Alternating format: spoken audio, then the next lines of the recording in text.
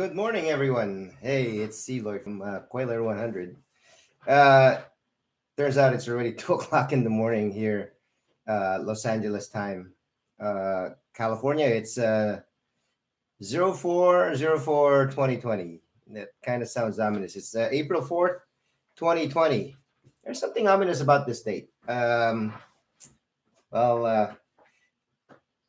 I guess I talk about that. I'm half asleep. I actually took a nap. Now I can't go to sleep, and so I set up this live cam, and I guess it took about half an hour to an hour. So here I am. So I wanted to talk to you today about this COVID-100, and actually, there's probably a whole bunch of streams out there about COVID-100. Well, this is from my perspective. Actually, uh, I think I may have mentioned several times that I actually work in the front lines, and I'm not trying to get a pat in the back. I want to share with you folks what it's like to be. I guess that's the latest word nowadays is a frontliner.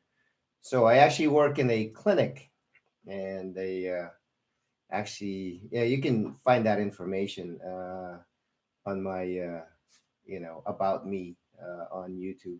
So I'm a nurse practitioner, and I want to hopefully be able to do this, or I want to do this on a day to day until we defeat the COVID-100.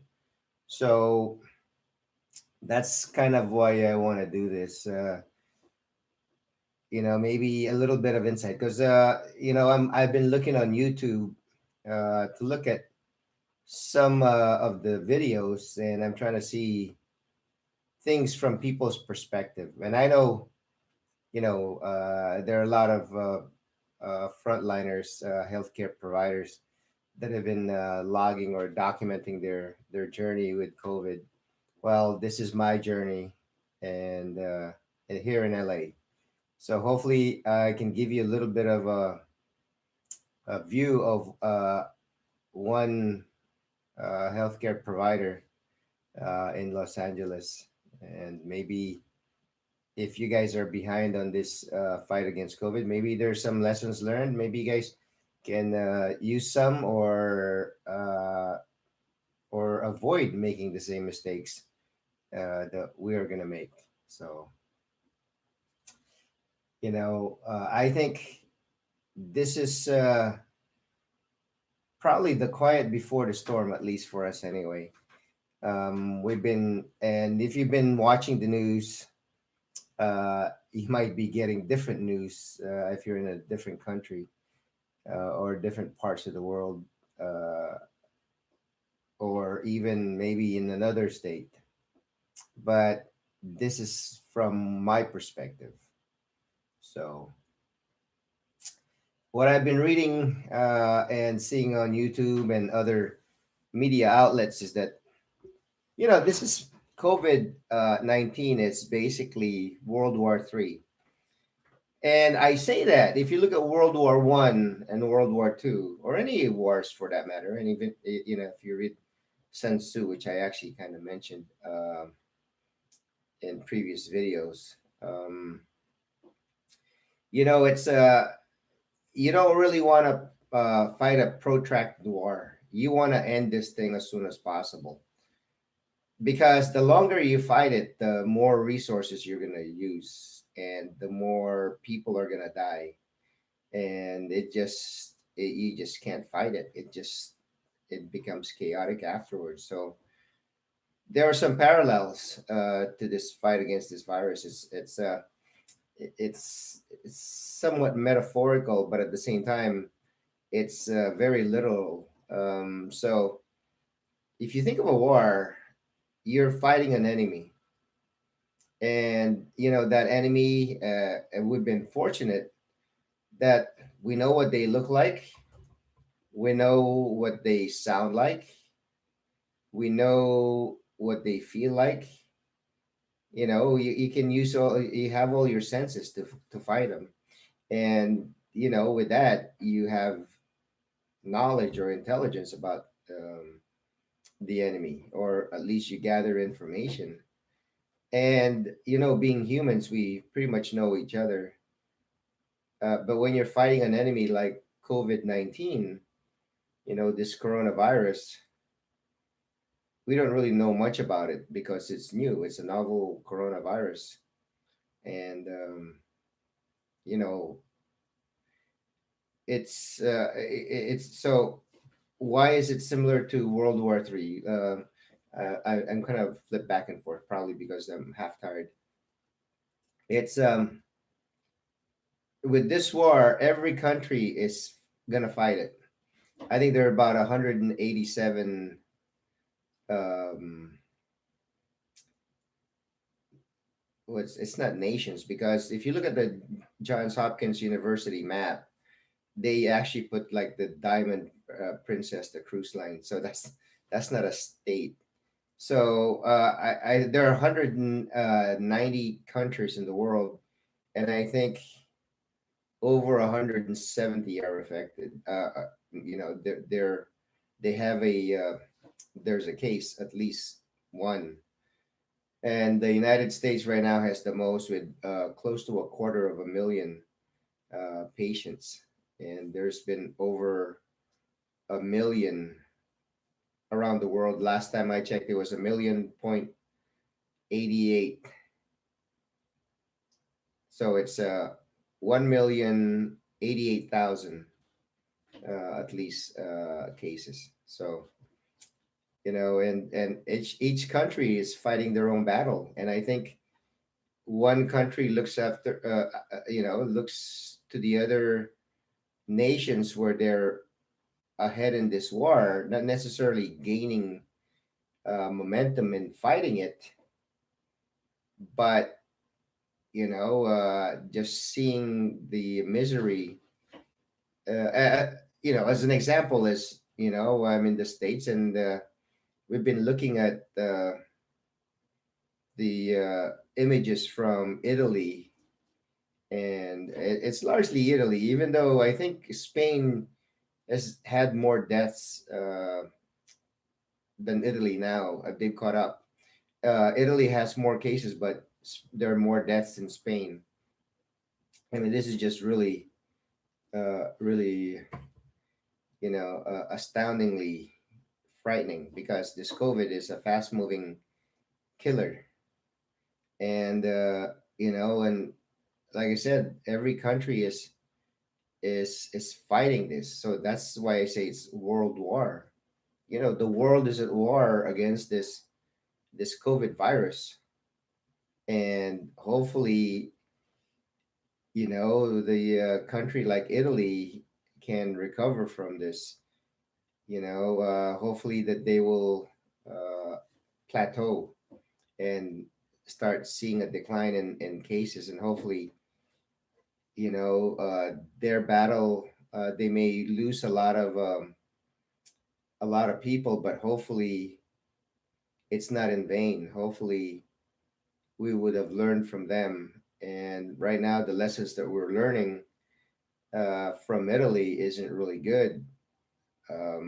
It's not that they're doing the wrong things. It's just the options or the things that are happening. Like they're basically doing triage, and there's just a general do not resuscitate order. So what that means to me is that if you code, or if you go into respiratory or cardiopulmonary arrest, excuse me, is they will not attempt any heroics. There's no attempt to save you, and they pretty much when they triage is a French word for, I guess, sorting out, and it's a term that we used a lot in the emergency room, and it's also used in the military. And now we're going to be using it. It's also used in disasters and stuff, but now we're going to be using it in the civilian world. Well, with this war, I guess the civilian world has become sort of like militarized. We're now going to be doing what the military does, is triage. So a little bit about triage, and I know I'm going off the topic here because I know we're talking about COVID. How is it like a war? So in civilian healthcare, pretty much you look at the three individuals, right? Three types of scenarios where you have people that are gonna die, people that are the walking wounded, or they're fine, and the ones that are in between. So pretty much in the civilian world, you try to save those that are dying, and you try to save them, and you spend less time trying to take care of the other ones, and you expend a lot of time and energy on, like, let's say somebody who has a gunshot, and somebody has a splinter, and another person might have you know a an ear infection. So what would happen is that the one that is having a cardiopulmonary arrest, people will descend on that. People, meaning healthcare workers, will descend on that person and try to save that person's life. Excuse me. And so you spend sometimes countless hours, maybe I should say countless because you can count to five. So sometimes you would spend up to 5 hours trying to resuscitate that one individual while the other patients wait. The person with the infection can wait because they're not going to die. It's going to be a while before they deteriorate. And then the splinter obviously isn't really that sick, so that guy can wait even several days likely. So that's kind of how triage is done in the civilian life. But in the military life, in the military, what you do is, if you have that scenario, is you pretty much, the person that's gonna die, you spend less time, and even in a disaster situation, you don't expend that much energy trying to save that person, and that person may end up dying. And it makes sense because if you have the person with the splinter and the infection, they can still be helpful in accomplishing your mission. And that's what's going to end up happening, and that's what we're going to end up doing. But I think I'm kind of like jumping ahead, uh, you know, because I want to talk about that, what we're doing uh, at work. And this is kind of like what this video is about. It's kind of document both my work and my life outside of work. And so yeah, so this is a war where we're gonna do things differently. It's almost like militarized, so to speak, like I said. So a lot of people are gonna die. A lot of people are gonna be, quote unquote, excuse me, injured. I apologize. I've had this cough. If you actually look at one of my videos, I think it's February when I got sick, and I'm actually thinking that I might have had COVID back then. Um, I'm just This is just an aside. I'm just getting sidetracked off the my for uh, my format here. So I apologize. Um, so I just heard on the radio this morning. Well, actually, this afternoon after I actually got off work, I heard that and as healthcare providers, you try to get as much information about what's going on in your community, and sometimes that's through the internet, and sometimes that's through radio, TV, whatever media, and along with what you you get from your colleagues and hopefully from your hospital, a specialist like infectious disease. So this isn't something that I've heard before. So when I got home, I was listening to the AM radio. It's a news radio, and what they were mentioning is that, and I can remember when excuse me, early February that they said that we were seeing mostly influenza B, and I actually had a patient that I actually that had flu-like symptoms, and basically, I actually uh, did nasal swabs on two. One was positive for influenza B, and the other was negative. So the influenza B we treated, and I treated with an antiviral, and I followed up a few days later with the results to let the my patient know, and I had given him Tamiflu. This is not an advertising, so if I mention anything brand name, I'm not trying to advertise. I'm just merely stating what was done. So I gave him Tamiflu, and a few days later, I called him. He says he was doing a lot better. And I've had several patients actually um, with flu-like symptoms, and the policy pretty much, it's not. It's the guidelines. So the direction we get from infectious disease is that if it's over 24 to 48 hours. Well, actually, infectious disease and the chief of staff and also pharmacy, that if it's over 24 or 48 hours, the antiviral isn't really going to do much. And so I've had patients come in and they've had flu-like symptoms for over 48 hours. So the Tamiflu wasn't going to do any good. So you give them supportive treatment. And I work with, young men to not so young. So I have an age group between the age of 21 to like 70.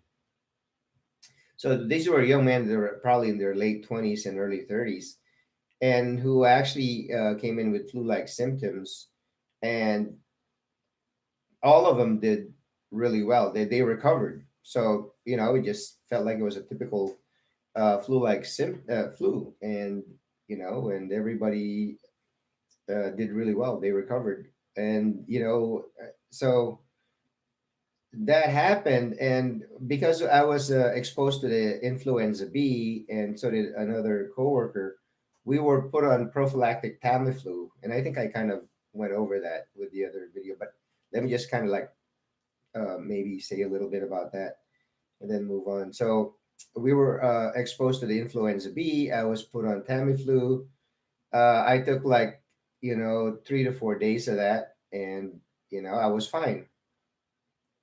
And then about a week, about 3 weeks later, 2 weeks later, I think, then I started having flu-like symptoms, and it was just terrible. It was god awful sinus.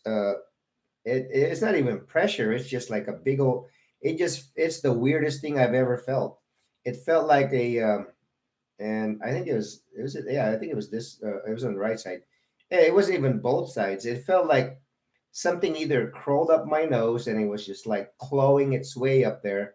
If you can just imagine, like maybe a bug just really with sharp legs, just like clawing through your sinuses, trying to work its way up, and it makes its way to your eyeball, and then it makes its way up to your scalp, and it was just a terrible thing. And I remember trying to blow my nose, and you know uh, I just yeah, I just remember that I lost my train.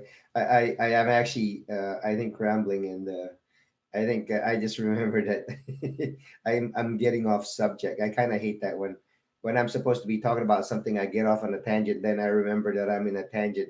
Then I have to go back, and I'm trying to find a way to segue. So let me just finish this where I'm at. It's getting a little lengthy, and I apologize. But I guess when you're live and you can you can have the tendency to ramble on, which is I have little notes and let's see, yeah. So I'm trying to think, I'm trying to talk, and then I'm trying to look at my list at the same time. So that's what kind of throws me off, and then I'm looking at my mug, and I'm thinking, oh man, and then I lose my train of thought. So I apologize. I guess I need to be a little better, especially at maybe get a little sleep so I don't like go all over the place. So anyway, going back to my symptoms, I was actually talking about how I I actually I apologize. This is a very I sound like an old man telling a story. So this is when I should be giving you the Cliff Notes version. Uh, so so what I was trying to get at is that I heard on the radio. Well, I got. Let me just finish the. What I was trying to get at. So I got sick, and I took the Tamiflu, and a couple of my coworkers were sick as well.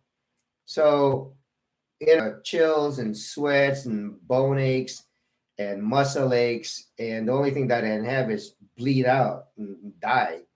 So I was lucky to be alive like 4 or 5 days later, maybe even 6 or 7. But it's still fresh in my mind, and it's still like one of those. When you have a really bad thing happen to you in your life, most people can remember. And so, this is being recent and being so terrible, I remember it. But that wasn't even as bad as what I had back in February, 2 months ago. And I had back pain, and it felt like somebody was squeezing my kidneys on both sides. And they were just like spasm. I thought they were like spasm, and shit, I had to go to the bathroom really fast, and a couple of times I actually ended up peeing on myself. I mean, it's not like a full on pee. It's like, man, it's just I didn't make it to the toilet. Kind of embarrassing in itself. But I had this deep bone pain, and this is what they're saying about COVID. And that you have this deep pain. And what does deep pain mean? It's like if you were to tap yourself here, it would hurt. But it's kind of like, as if somebody banged something really hard, and it's hurting so bad that it goes all the way through the bone. So the bone hurts, and but it hurts all the way here. But with this fever, you don't feel like, the top of it feels fine, but deep down it hurts like a bitch. The joints were hurting, the bones were hurting, muscles hurting, and I had this freaking sinus pain.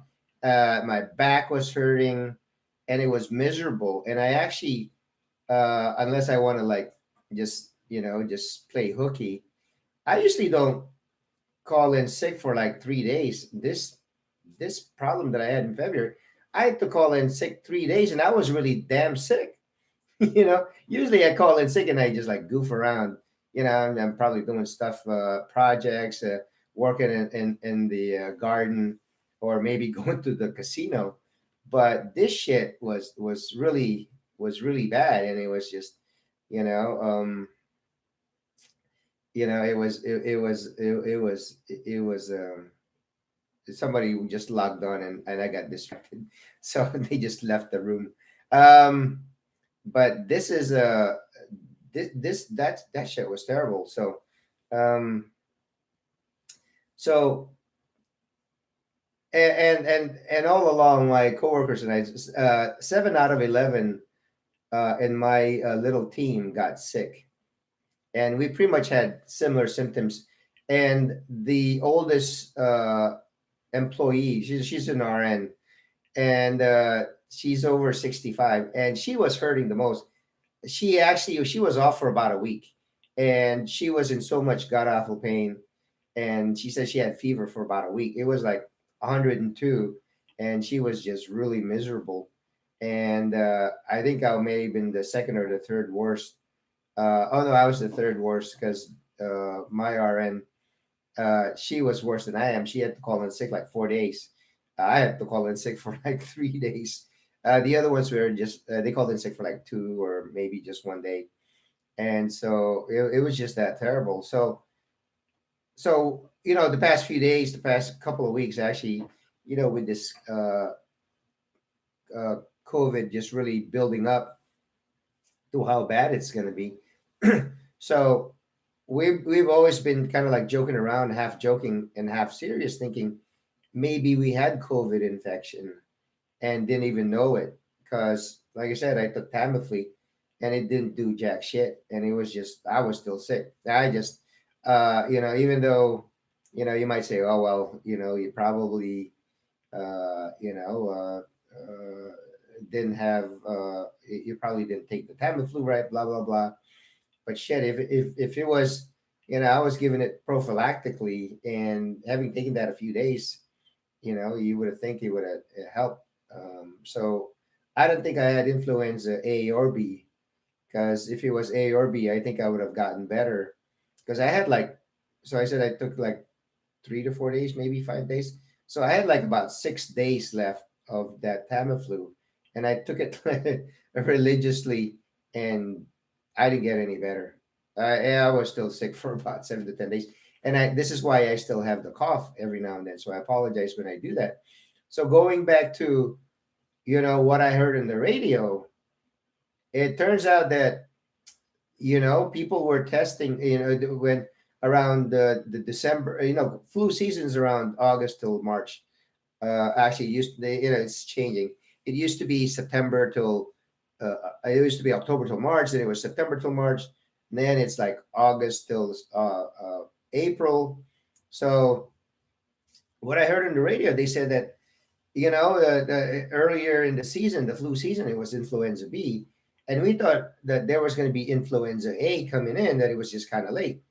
But it turns out that people who had flu-like symptoms, such as what I did and my coworkers, but it wasn't us who were tested, but in the LA area, here, excuse me, here we go again. In the LA area, I usually don't cough in my hand anymore, but I don't know why I did that time. So I do this. I guess it's because I'm on camera. But so going back to the radio report that I heard, is that there was influenza B and not as much influenza A, but those who had flu-like symptoms did the ones that were tested didn't have influenza A and influenza B, and so any given year, if you had that, you just say, oh, it's probably just a freaking virus. But I guess they had tested a number of people who had these flu-like symptoms that tested negative for influenza A and influenza B, and 5% of them tested positive for COVID afterwards. So now they're thinking, well, it may have been around even before February, and people that tested negative for influenza A or B were probably COVID carriers and didn't even know it, and probably had been spreading it to the general population. Because there are people without symptoms, or the symptoms vary, from mild to really bad, where you're headed in like a day or so. So that's kind of so that so now I've been able to wrap up what I heard on the radio from work. But yeah, so going back to the war, and I'll just finish that because I kind of jumped back and forth, and I apologize. So I think it's around 2:30, 2:45 in the morning. Um, but yeah, so people are gonna die. We're gonna the resources are gonna dwindle. The economy is gonna tank. There's probably gonna be like the equivalent of soup lines. Unemployment rates pretty much close to 10 million in America. People are waiting for stimulus checks. And you're seeing the same thing in the Philippines. There's stimulus checks, and there are people in an uproar because they're not getting it fast enough. Well, we were promised that we would get checks. Not that I'm going to get anything. Uh, is that they were supposed to be delivered April 3rd, but now it's going to be months. But the ones in the Philippines, they want theirs now, and they weren't getting it, so they were rioting. which which, man, the last thing you want to do is go out in this and let the enemy, which is the COVID, just wipe you out. Just think of it. If you got freaking enemies out there and they tell you to shelter, why the hell would you go out? Because if you go out, you're gonna get your ass shot. So some of those people that rioted, it's the equivalent of their getting shot, except it's the COVID infection. It's inside you, and you don't even feel it yet. And you have like anywhere from 1 to 14 days. So some of those people, maybe, let's just say there's 100, and just enough can get sick and then make other people sick. And yeah, it's just going to be more casualties and casualties of war. Sometimes it's being stupid. Just panicking, and that's what'll get your ass killed. Arm yourself with knowledge. I think that's what I tell a lot of people. Arm yourself with knowledge. Don't, it's okay if you're anxious or fearful, go ahead, but then just wake up to reality, and just we're afraid because of the unknown, but we're know as much as you can. But just it's kind of tough nowadays with fake news, but that's okay. You can filter it out. Just do whatever it takes for you to be able to calm and approach this, and have just a little bit of anxiety so you're on your toes, but not to the point where you're panicking or hysterical. And you went on off that again. So this being a war, it's like I said, it's going to take its human toll, economic toll. We're going to use a lot of resources, but like with war, we will learn from it, hopefully, and we will be able to fight something similar in the future. And hopefully, that one of the lessons learned is that we'll be able to shore up our defenses and not have our pants down, so to speak. And it's I think what we did is that we are building a firehouse when the fire's already raging, which is kind of silly, but you know what, I think, you know it's hindsight is 2020. We don't even have hindsight yet, but I think we're building the firehouse to fight this fire. And I think it may be a little too late, but the effort isn't going to be wasted. So I think the whole world is going to learn from each other. We're going to learn from this war, hopefully. But I just kind of wish we were all thinking the same. And this is partly why I'm doing this, is that maybe this is a message, I think, that we need to work together to beat a common enemy, because we just think that we are our own enemies, when shit, out of nowhere this virus comes, and it's actually worse than any human enemy. And so I guess hopefully that kind of fulfilled my my my section on uh from the world perspective regarding this COVID. So what is the United States doing, right? So you'll get fake news. You probably don't get the same news that I get, and or maybe you do. Maybe I don't even realize what's fake and what's not. But from my perspective, and from what I read, is that, yeah, it'll well, I already talked about Italy, but New York is actually the epicenter, but it seems to be moving to down south. South meaning Mississippi. I think it's another hotspot that's flaring up. There are a lot of cases being reported. There are a lot of deaths, and I think Louisiana, when they had Mardi Gras, which is I think right around February, late February, maybe even early March. So it's 40 days from Easter. So I think right around 40 days. So you go back from there. Easter is going to be on the 12th of April, so 40 days. So maybe March 2nd or 3rd or something like that. Yeah, that was just so there, and then there was spring break. Yeah, two things that I think have made this bad, and then I think there was even St. Patrick's, but I think St. Patrick's Day parade was actually pretty much closed down. New York is just really densely populated in such a uh, little area, but there are actually more people in California. It's 40 million, but you have densely populated areas like Los Angeles, San Francisco, and San Diego. Um, but the overall, uh,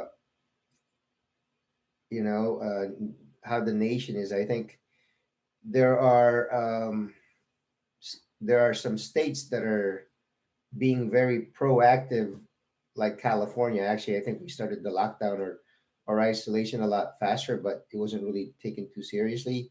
So I think about a week or two ago, they got a little more serious, closing beaches, parks, and really, I hear in some parts that they actually there's helicopter flying, and they dispatch officers on the ground to disperse the crowd. And I think that's happening. And you drive around LA. There are a lot of cars in the on the highway still and on the roads, but you don't see a lot of people in businesses and congregating. You still see people walking in suburban areas and stuff like that.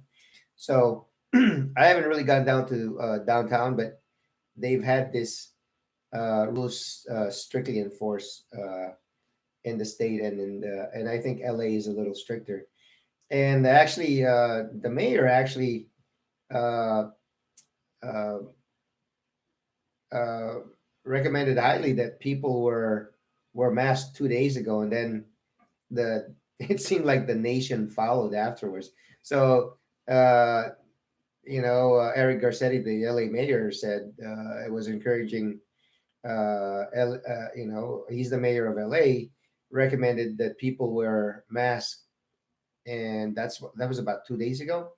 And the next day, I think the CDC which was yesterday.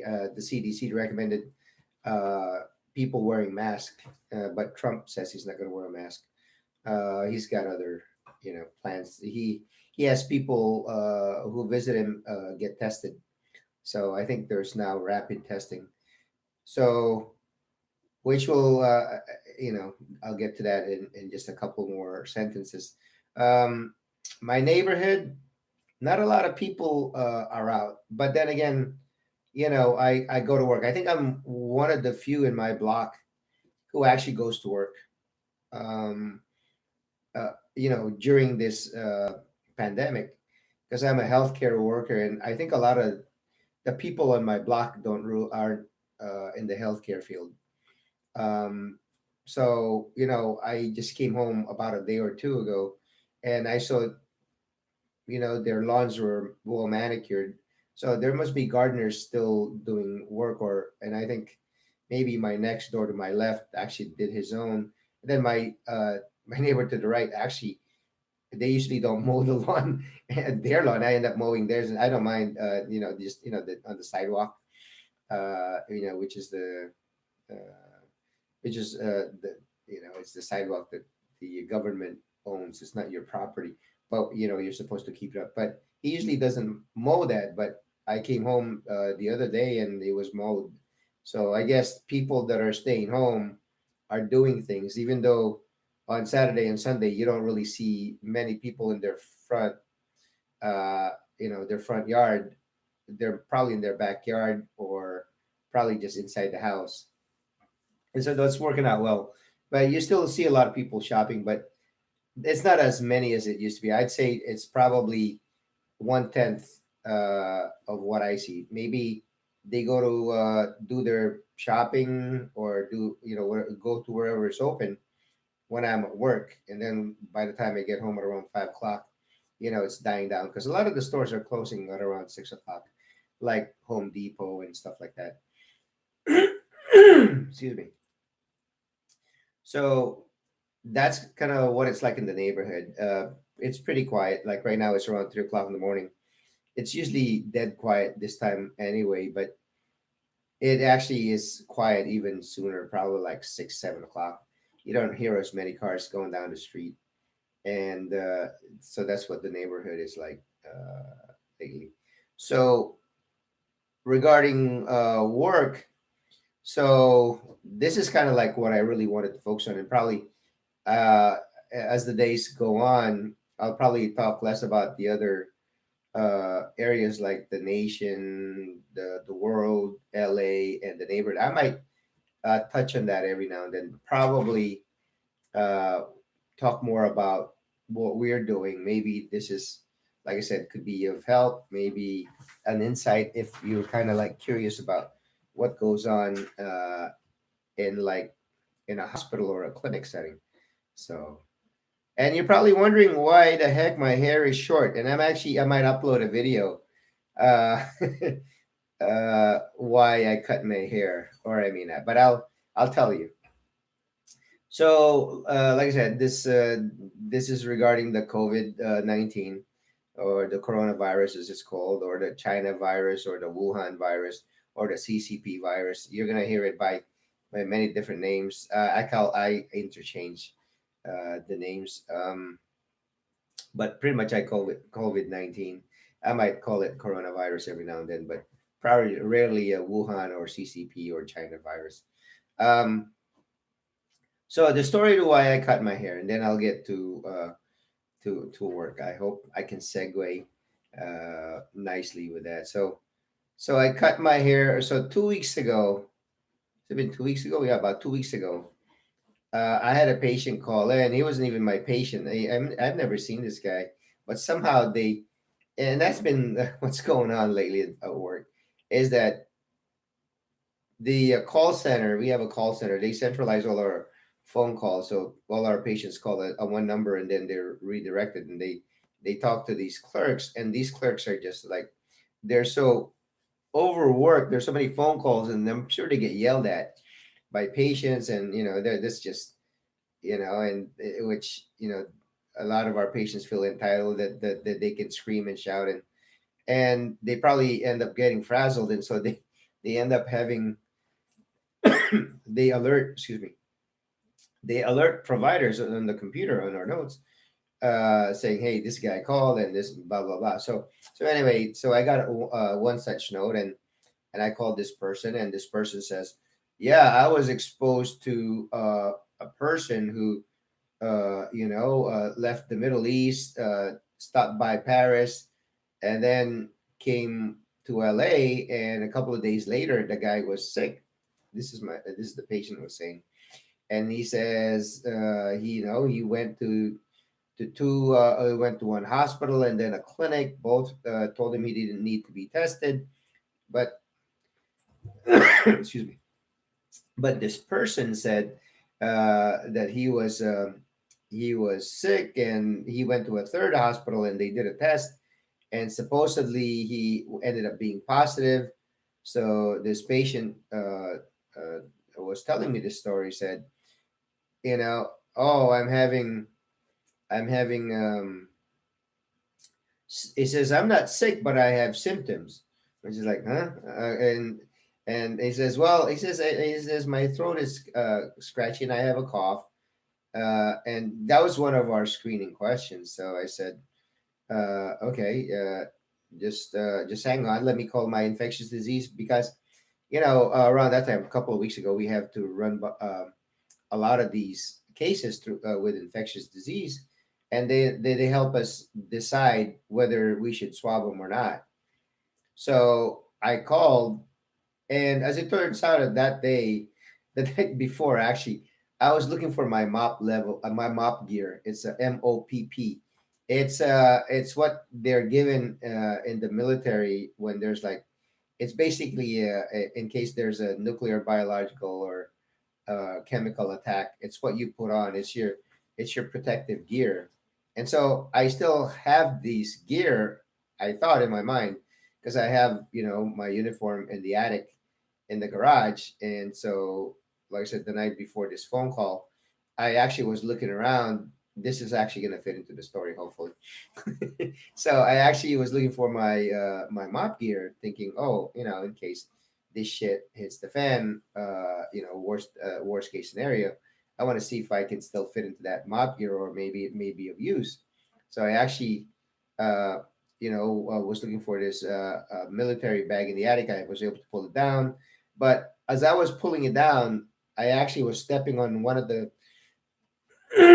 shelves that I built for my crap in the garage, but it broke because of my weight. It wasn't really that heavy duty.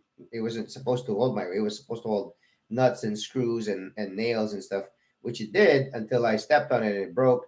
And I don't know if I twisted my knee, but my knee actually didn't even hurt. But in the middle of the night, the night before I talked to this patient, it swelled up. It just swelled up and it hurt like a bitch. It was like around this time in the morning, and I went to work anyway. On that, oh yeah, no, it was a Thursday because the patient called on a Friday. So no, did he call on a Friday? Oh shit, I'm getting my days wrong. So it was a Wednesday, and my knee swelled up, and so yeah, so he called on a Thursday. So, but when I went to work, my knee was swollen. It was in pain, and I wrapped it. And I talked to this patient, and he was telling me the story. And infectious disease said, "All right, tell him to come in. There's going to be a tent at the hospital." And she says, "I don't know what time it's going to open up, but just tell him that that you talked to me and that we're going to get him swabbed and tested." So this is me talking about my hair still. so so um so I talked to the patient and I said, "Well, it sounds like you meet the criteria that you can be swabbed for COVID. You should go to West LA, but I want you to call the, the hospital and find out what time they open." So he says, "Okay, okay." So then this is Thursday, and my knee was hurting like a bitch, and it was just I went home at 12 o'clock in the afternoon, 12 or 1 o'clock. But either way, I went home at lunchtime because it was just swollen and painful, and I didn't even know what the hell I did with it. So I was home, and then all of a sudden, that night, well, that doesn't make sense. All of a sudden, well, that night around 6 or 7 ish, my RN texts me and says, I don't know. It was almost like she was blaming me for something. She was saying that, oh, well, this patient called back, and this the patient that I was talking to said, oh, he called back and saying that you told him this and that you didn't write anything in your notes, and and then I told him that, and so she says, oh, I talked to the the uh, I'm trying to think of. I have like three words in my brain what to call this doctor. It's actually I was going to say lead physician or chief, the medical director. So I'm trying to find the right word as I'm actually talking. But anyways, it's the lead provider. She's a doctor, so it's the lead doctor. So I'm just trying to remember what her title is. Is it chief? Is it medical director? Yeah, I think it is the medical director or lead physician. Anyway, so my RN says, "Oh yeah, I talked to the lead physician, and she didn't know. They read your notes, and the nurse manager read your notes, and you didn't write it in there, and so I told him to come in that we would go swab him, instead of telling him to go to excuse me to the hospital and excuse me." She said, she says, I told him to come in to our clinic, and I said, what? So I ended up calling her, and we talked for about an hour and a half, and she basically, in a roundabout way, she was saying she screwed up, but she wouldn't say she screwed up. She the way she was saying it, she was like, she was trying to put the blame on me, and I'm thinking, what the fuck, It's like, I wrote it. I know I wrote it in there that I told him to do this. She says, no, you didn't write it in there. I said, fuck. And she says, I told him to come in, and she was like, I guess what's happening is her daughter's a nurse too, and she's had to deal with this the COVID patient, and their patient died, and then the family tested positive for COVID, and it's just like she was, and this is like 2 weeks ago, so this is when we knew less. And so she was freaking out, and she was just really upset because it turns out that she was going to have to do it. And she was so scared shitless that she doesn't want to do it.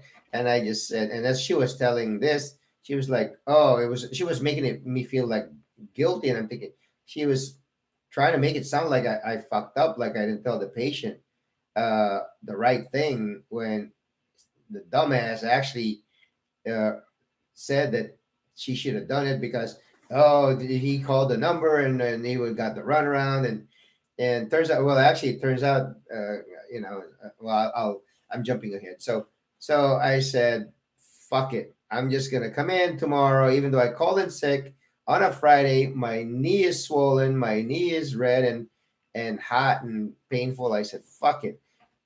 Basically, you just don't want to do this shit, and this, I'm just thinking this to myself. I actually wanted to tell her in but I said, no, I'm not.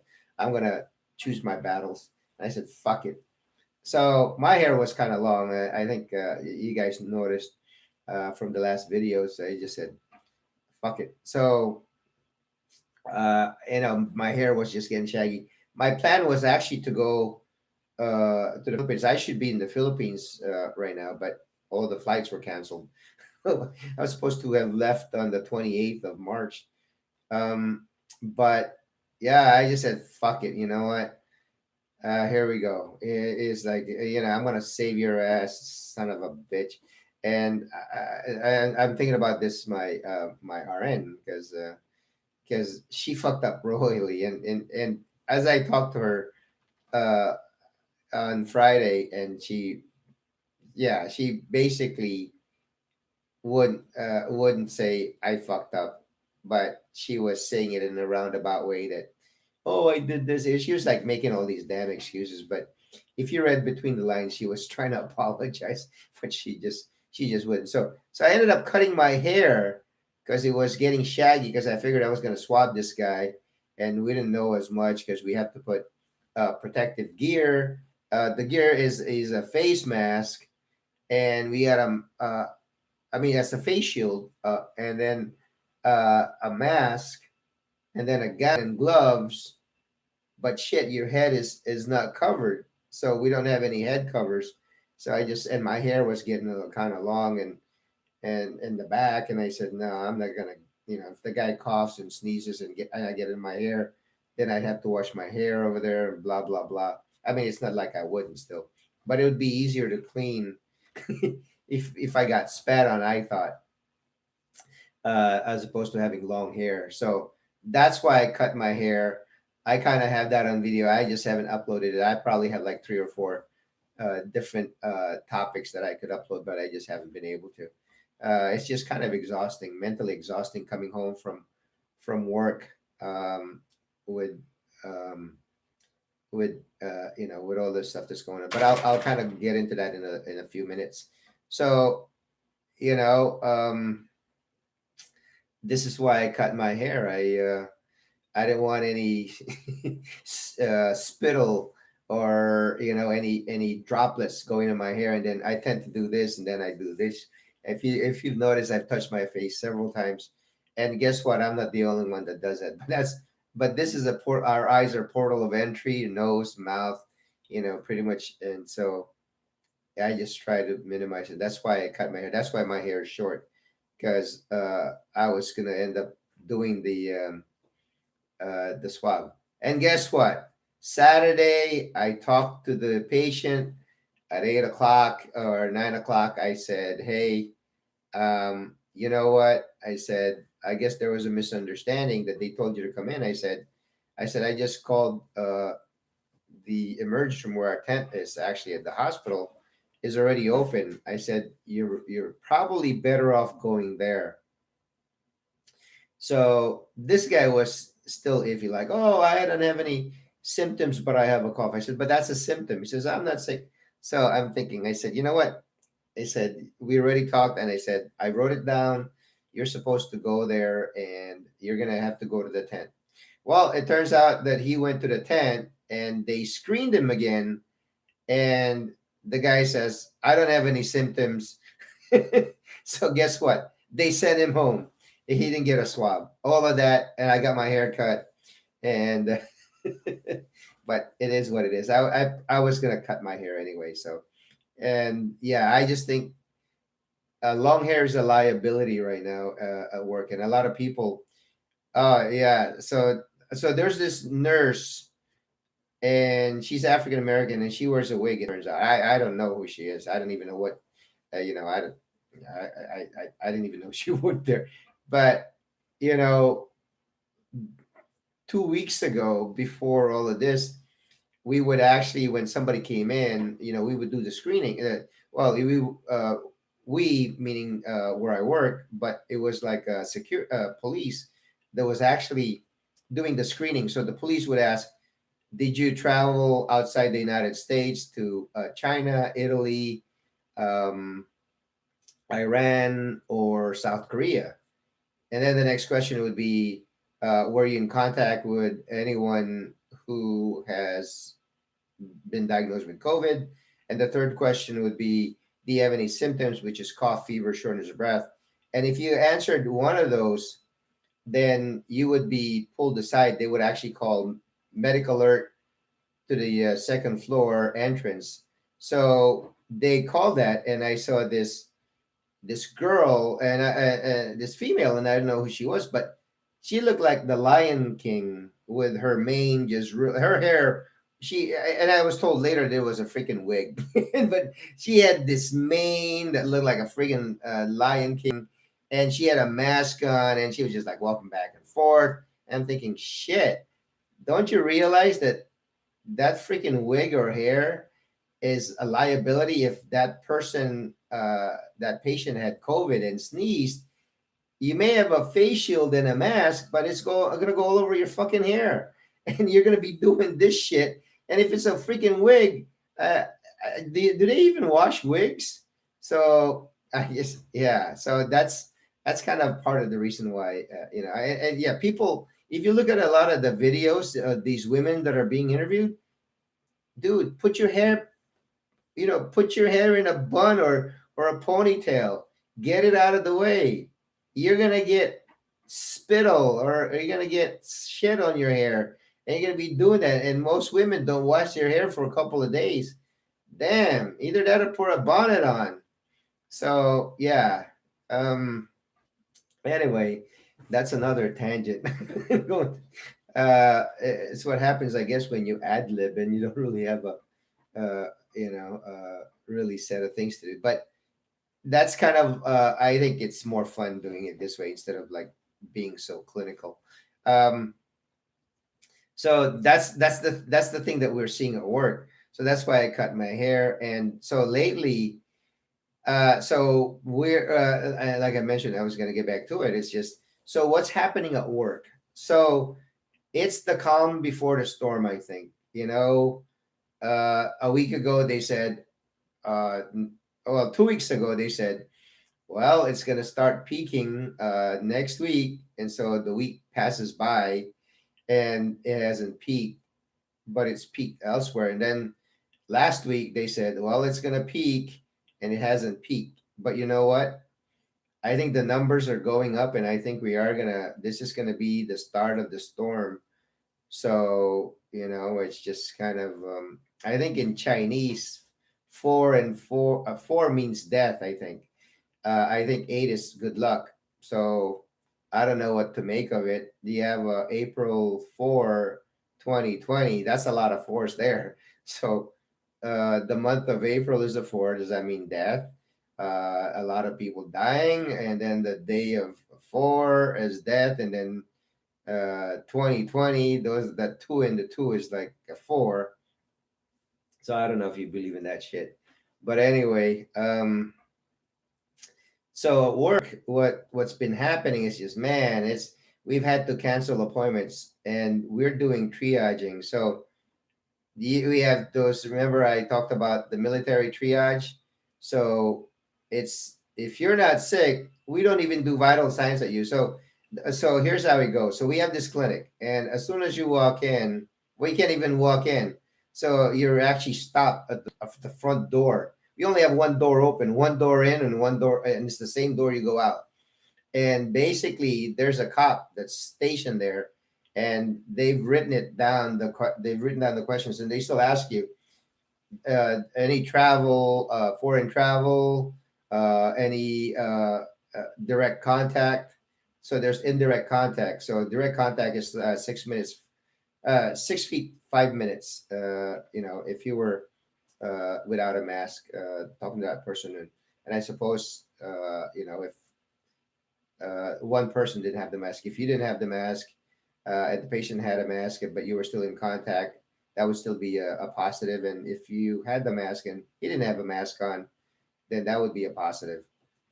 So you're at the front, you're at the entrance, and the cop will ask you those questions. And if you had actually a yes on any of those, you'd get pulled off to the side into this unit that used to be the urgent care slash emergency room, and you're actually asked to put on a mask. You're told not to touch anything. The nurse, who has a mask and gloves on, leads you to that room, which is actually one of the patient bay, a patient room. They open the sliding glass door. They tell you to sit down. And they tell you not to touch anything except for the little speaker button, to pick up, not to pick up the headset, because they said if you have COVID and you speak into that shit, then they're gonna have to clean it, and you can't use that phone for about a week. So that had been our process. So then they would close the door, and so the patient would be sitting in that exam chair, and so then the nurse and the provider are actually on the counter. Well, they're behind the counter in the station, the nursing station, and then they hit the extension, and then the patient hits speaker. They talk, and then the nurse asks more questions. So you had the primary screening, then you have a secondary screening by the RN and the provider. So they'll ask further questions, and if it's like, well, okay, yeah, I traveled to Italy and I have this cough the last couple of days, then the next step would be for a third screening, and that involves calling the infectious disease specialist and running, doing a curbside, and then they'll either tell you, okay, you need to swab or don't swab. And guess how many swabs we've had the last 2 weeks? We've had 6 swabs. We only have 6 swabs. Actually, no, I take it back. We had enough for 6 people, but we actually had 12. So the two about up until a couple of days ago, the process was, if you needed to be swabbed, you needed to get a swab on your right nostril, another swab in your left. Well, this is my right, your right nostril, another swab in your left nostril, and then you get one in your throat. So you get like three, but actually people would do two in the throat. So then they would actually put those in vials and send them off. And that was the process until a day or two ago. Today's Saturday, so I think it was just no, it was 2 days ago. So now we've been able to cut it down to just one swab, but they still couldn't get they still can't agree on, do you do one here and one here. So some people are doing one, some people are doing one here and one there. So, but it's just one vial instead of the two vials. So yeah, it's supposedly we're still sending out our specimens. Some are being done in house. It takes anywhere from like 2 to 3 days. It used to take about a week. So you know, but the crazy shit is that, and this is why I say it's the calm before the storm. So the last 2 weeks, I've actually worked the screening station, and when I was there, I actually I was in the afternoon, so we're doing 4 hour increments. So I was like on the first day that we started implementing this, I did the from 12 o'clock, 12:30 to 4:30. Um, I actually had two people come in, and the the AM person I think saw three, so that's like five in a day. And so that's how it's the trend has been.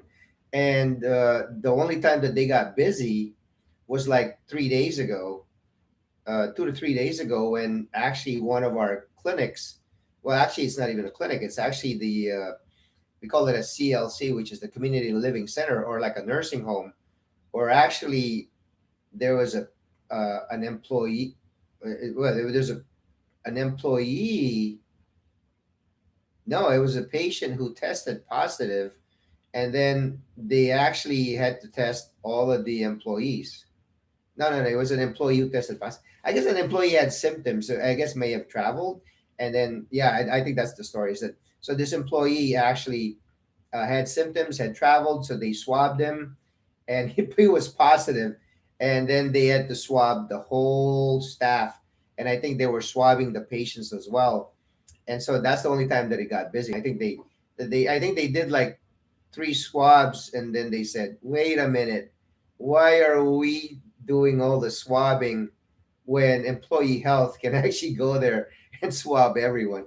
So so I think that's what ended up happening. That's why they were busy at one point. So since we had this this screening in this area, the average we would see to screen a second screening just was just anywhere between two and three, except for that one day, which is an outlier.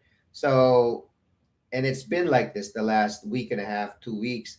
And so, we're seeing, the situation in New York, and this is how we're bracing for it in LA. So they're actually thinking that, because we work in a clinic, and there's a hospital, so they're thinking they're going to move all of us out of this clinic and put us in a hospital setting.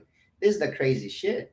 So they want to displace us from our clinic, put us in LA, and start working in the hospital, which we most of us, a good 95%, haven't been in the hospital, wiping people's asses and giving medications.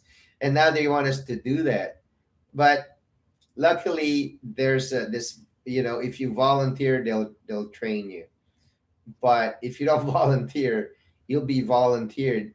And they got, I guess it wasn't really clear. The impression that the nurse manager gave everyone was that, oh yeah, they're just gonna hold your ass over there without any training, and then you're gonna have to, just yeah, you're a nurse, you know what to do. So a lot of people were freaking out, but at yesterday's meeting, it turns out that I think she's gonna the nurse manager at my clinic is gonna be sending 5 people at a time to get trained, and then that's for 1 week, and then another five will be trained for 1 week, and then another, rather than just, oh, here it is. But I don't know how feasible that is, because if we start seeing peak in numbers in the next week or two, I think there may be individuals who may not get the same training, and then it's just pretty much yeah, chaos, and just people will just be doing things blindly, I guess, or will just do the best they can. But there's sort of yeah, it's the upper management and middle management are making decisions without even without really asking the frontline people, the ones that are actually getting their hands dirty. And it's, and so I sort of kind of said, well, why don't you give us the, because we're idle right now. Because, like I said, we canceled, going back to what I was saying earlier, in this clinic, we used to see so many patients. Now we just canceled uh, their appointments. There's nobody. Well, I shouldn't say there's nobody. There are very few patients that are being seen. I mean, there are, there are slackers everywhere, and even in the clinic where I'm at. So, I actually in my team, there are a couple of providers that are actually like having their patients come in, even though they're not supposed to.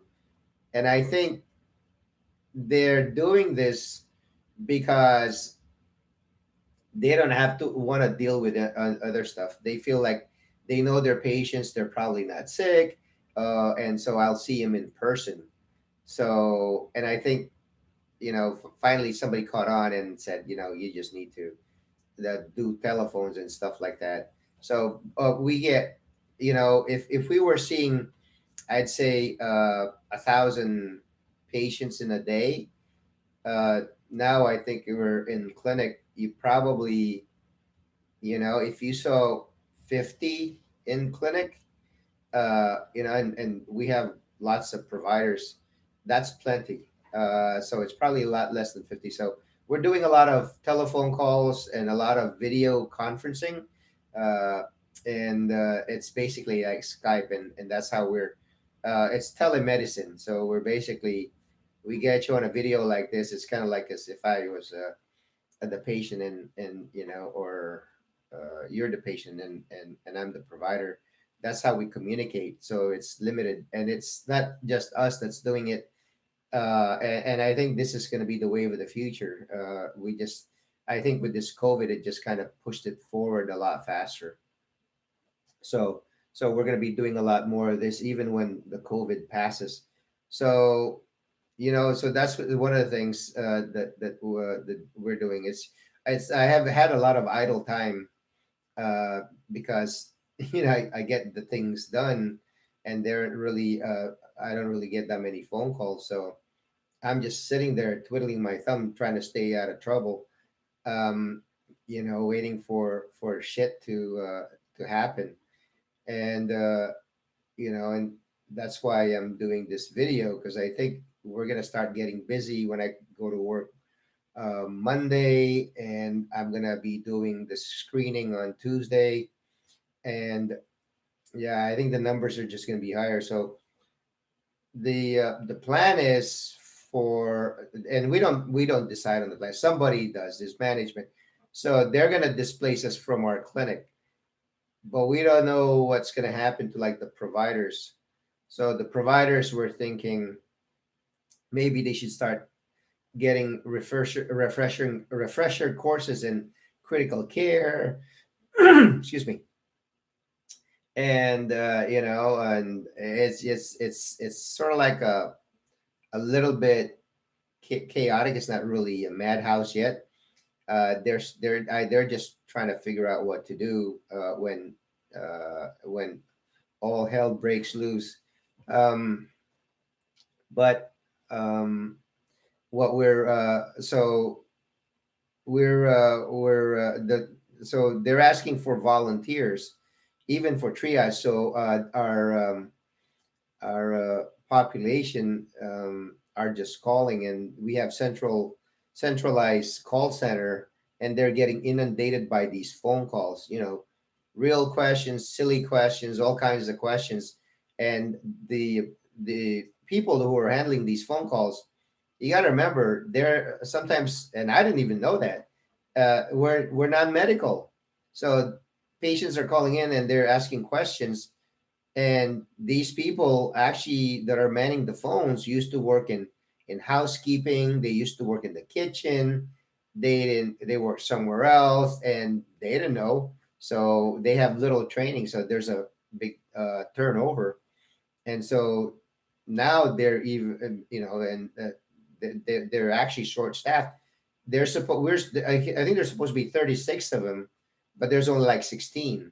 So they I guess they do the best they can. So that's why every now and then you see their mistakes, like they're having you alerted about a patient, and it's somebody else's patient, and it's like, well, it's some other service that needs to answer this. But that's kind of what's going on. And but what's happened is that they've actually brought in other people, like nurses and nurse practitioners, to start answering these phone calls. So now you have overpaid uh, telephone operators, or whatever you want to call them, the call center. And yeah, so but they're answering a lot of the questions, which is actually good. And a lot of these people who are now answering the phone calls were sitting idle anyway. So they made the best of the situation. I think that's one of the best things that they've done so far. But I'm still getting notes like, oh, I saw I talked to this patient and blah blah blah, and then it's like, well, did you do anything? And you have to look through all these notes, and some of them they did, some of them they don't, so I end up calling up. So yeah, as far as me, it's just I've been idle. There's really not a lot to do at work right now, but I expect it when when it gets really busy, we might actually end up turning our clinic into sort of like a mini hospital, which I think would be the best case, which would be beneficial because it'll add more beds for sick people, like with COVID, who are intubated. Because these rooms that we have, even though there's only 4 or 5 of them, we can actually take care of. It could be converted into a critical care unit.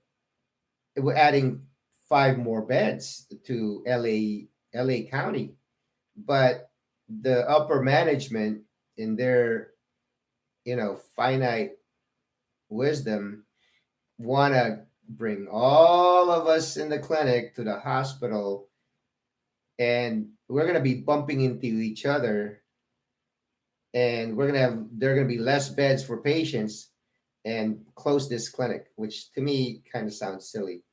But I kind of told them that, but I guess yeah, I guess people, yeah, it just bounces off them. But we're having these meetings. It used to be on a monthly.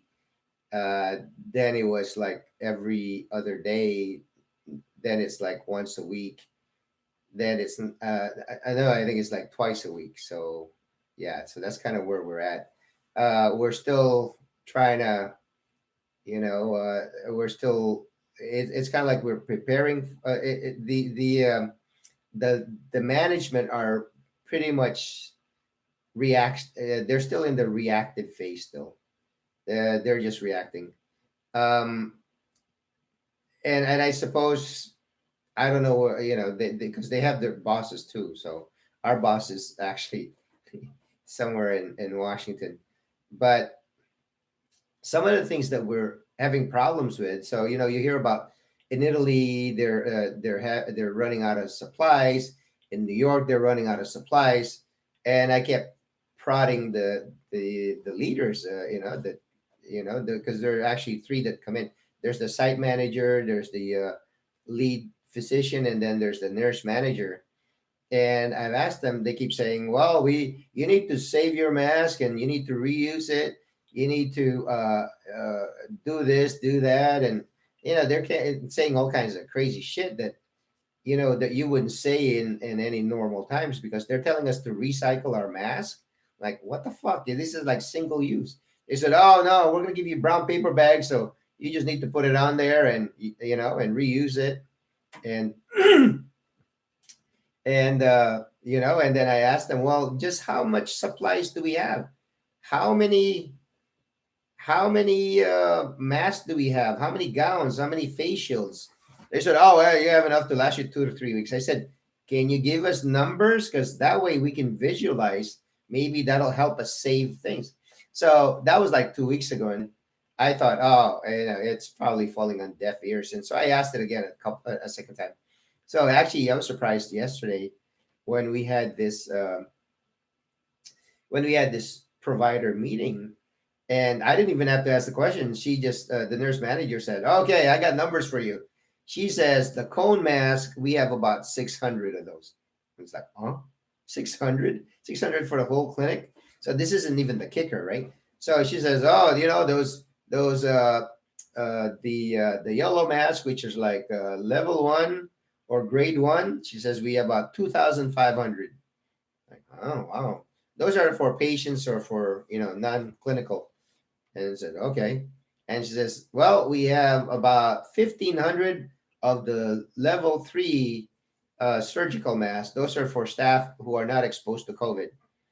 Like, oh. And then it's like, oh, you have 750 for the mask with the shield. And those are the ones, uh, if yeah, I forgot what she said. So then she says, we have about 700, and I think she said 2,000. No, she said 750 for the N95 mask. And everybody's jaws dropped. It's like, 750. There's at least 75 providers in that clinic. So you have 750. And this is supposed to, I'll tell you the kicker in a second. So they have this complete sets with a gown, the face shield, the mask, and the gloves. And they said we have probably about 12 of those. We go, oh shit! But we already put two in every unit. So it's like there's four teams. They use that word interchangeably, unit and team. So she said there's two in every team. So that equals like shit 18. And then she says, as far as swabs, we have about 35.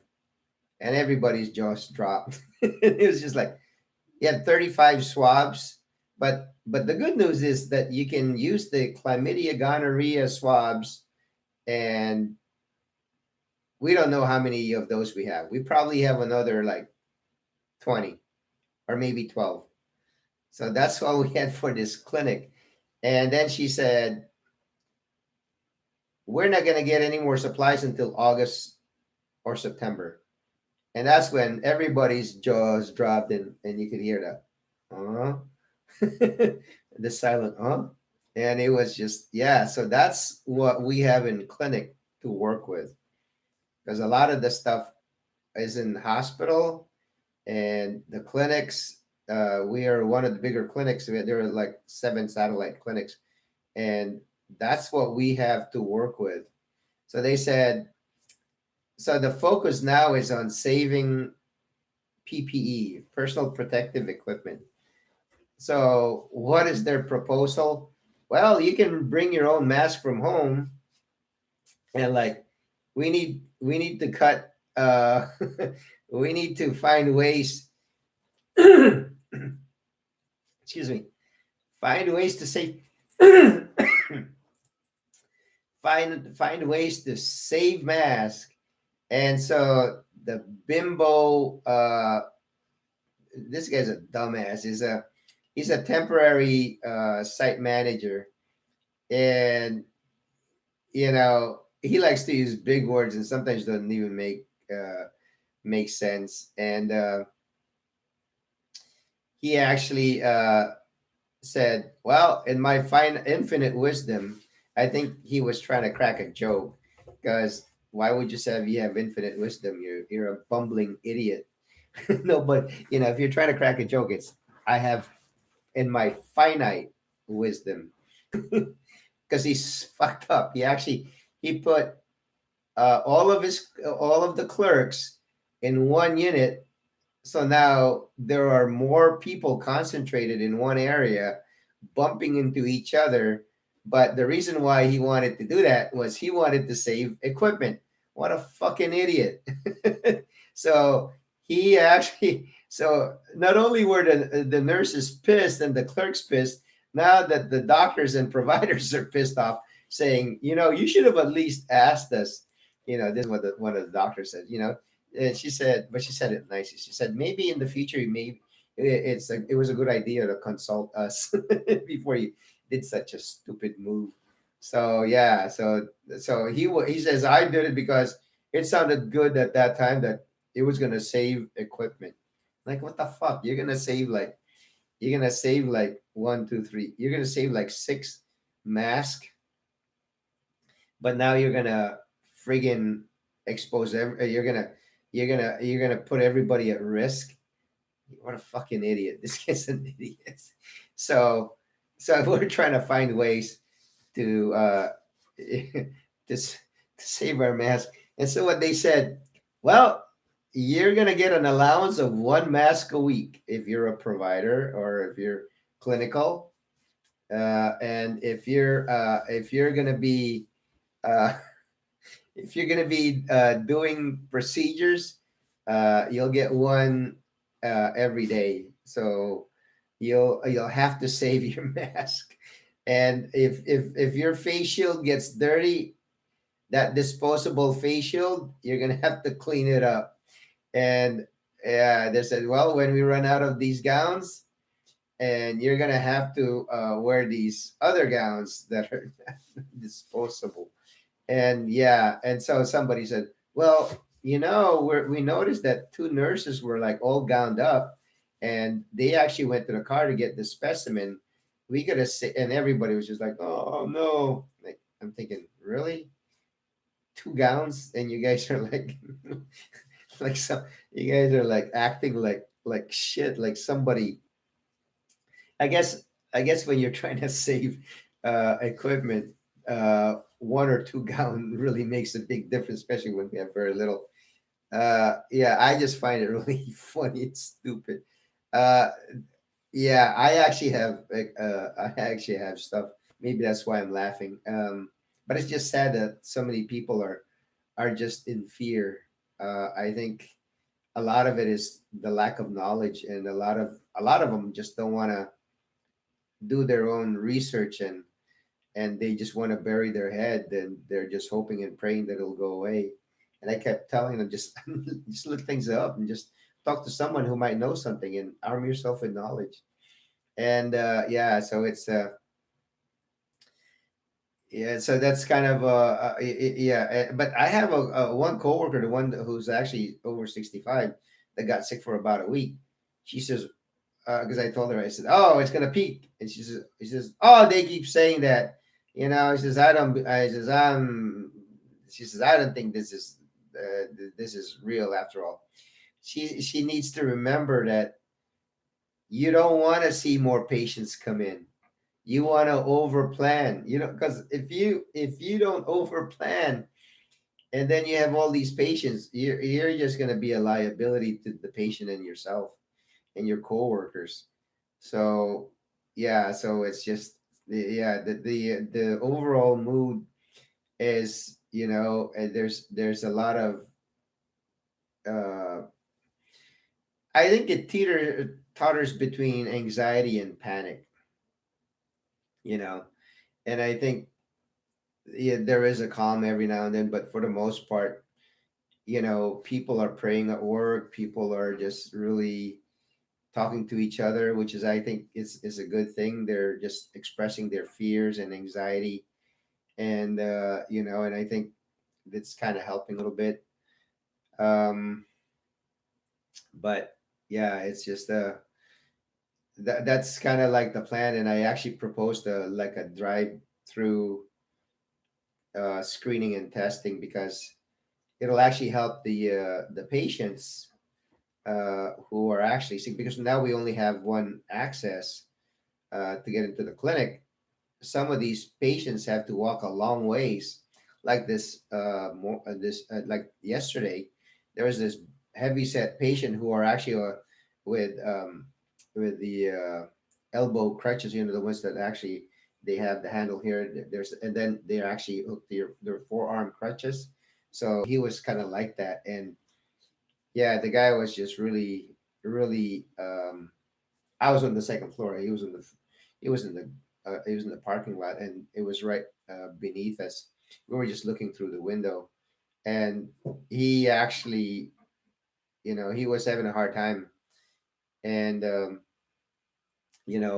with my proposal as a drive-through, people shouldn't have to actually walk too far. If you're in your car, we can just direct you to go over there, or like go straight home. Because we're not even doing vital signs. We're just, if you come in and you don't have any symptoms, you need to go home. If you're actually you have symptoms, you have a cold, flu-like symptoms, but have a negative COVID screen, we'll mail medications to you. But if you're insistent you want to get medications, stay in your car. We'll have somebody drop them off to you. But if you're very sick, still no vitals. We'll just call 911. So that's how it's going to be. And so far, we haven't had to do that. But I think, that day is going to start. It may happen any day now. Maybe Monday. I work Monday through Friday, so that's why I keep referring to Monday. So it may happen next Monday or the next Monday after that. But if the trend is anything like New York, then yeah, we're gonna see it busy. And so this is kind of like why I'm doing this video. So it's April 4, 2020, and like the title that I put on, this is like the calm before the storm with this COVID battle. And hopefully that it's not really busy like New York, but you know, I'm in the business of, you know, what's that say? Man, I usually say this to my patients. Why am I going blank? It's probably because it's about 3 or 4 o'clock in the morning and I haven't slept. It's think the worst and hope for the best. And I think this is probably, just as good a time as any to think the worst and hope for the best. And I think if you think that way and you plan that way, hopefully you'll come out the other end a lot better. And so this is day one on this COVID battle. I hope the battle that we're gonna win. And there's gonna be casualty. Hopefully, I'm not one of them. But if I am, stay tuned. Um, all right, so I'm gonna leave it here. So I'm gonna try and do a daily, but it's the weekend. I haven't gotten any sleep, so I doubt I might do anything tonight. But you never know. I might do some. All right. Well, wash your hands at least 20 seconds, please. Cover your nose and your mouth when you cough, sneeze, or yawn. Social distancing works, and self isolation when necessary. And be safe and take care. And I'll talk to you on the next video. Hope this shit goes away soon. All right, wherever you are, and I think I'm all on my own because it says one person's there, but I think you might be watching this. Hopefully, uh, when I end the stream. All right, so take care and be safe. We'll see you in a bit. Please remember to subscribe. All right, we'll talk to you later.